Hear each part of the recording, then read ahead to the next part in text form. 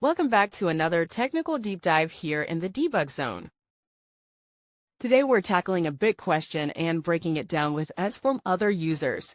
Hopefully this clears up some misconceptions and helps you get the answer you need. So buckle up, stay a little curious, and let's jump right in.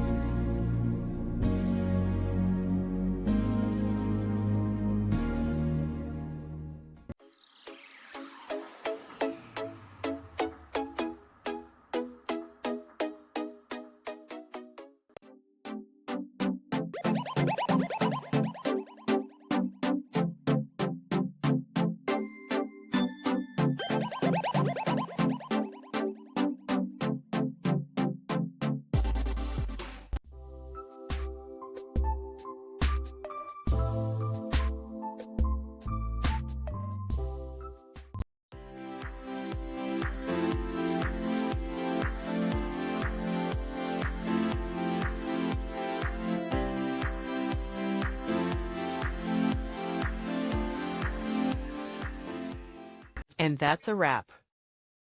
I hope you found the answer you were looking for. If you did, take a second to hit that subscribe button. It really helps out. And let me know in the comments which solution worked best for you. See you next time in the debug zone.